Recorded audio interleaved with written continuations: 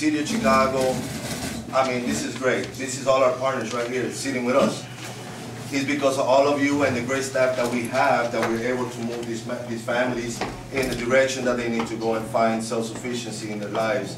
Everybody goes through issues. Everybody has problems. We all have, right? Hey, Jalen, how you doing? San Jose Obrero Mission is an agency that assists families and individuals in crisis by providing them housing and employment services, leading them to gain income, and then after that, an apartment. We do this in collaboration with all of you, from Beacon Therapeutic to La Casa Norte, Raul Raimundo from the Resurrection Project, my great board of directors, Father Chuck is here with us, and it takes all of us to be able to do this, because not one entity, not one program can do it without the help of our families and volunteers, Gil and Amanda, longtime volunteers of our agency. We've been at Loomis for 30 years, helping men, and at the beginning of this year, the city, Department of Family Support Services, Commissioner Alisa, Deborah, we sat down to talk about the imminent danger that two programs were having in the Little Village area, and they were in jeopardy of closing down, and we accepted the challenge. We've seen it as an opportunity.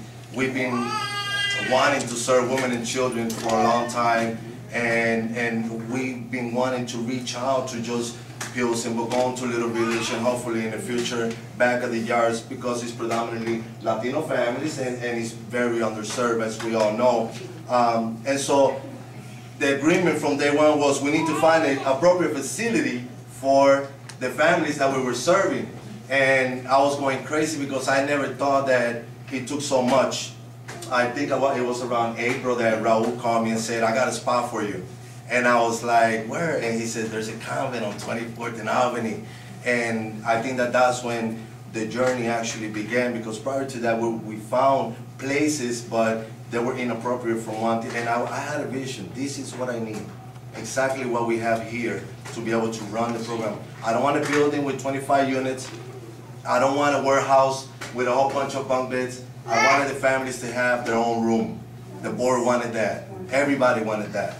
And so we embarked, and I learned about zoning and contractors and had to fire a couple of them. And money came from the trust for some of these repairs that we did. Money came from the city for the bunk beds and the mattresses and the storage boxes.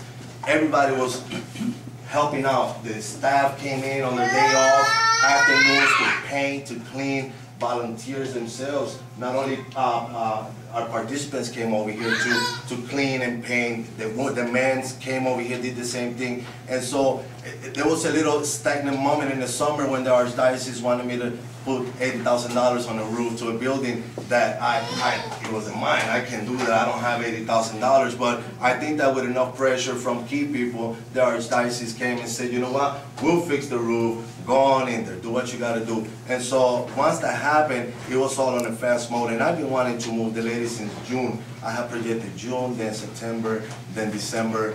And when the opportunity came, when we finished the kitchen and the dining room and everything was ready, I didn't care that it was a holiday. Martin Luther King Day, this is about us.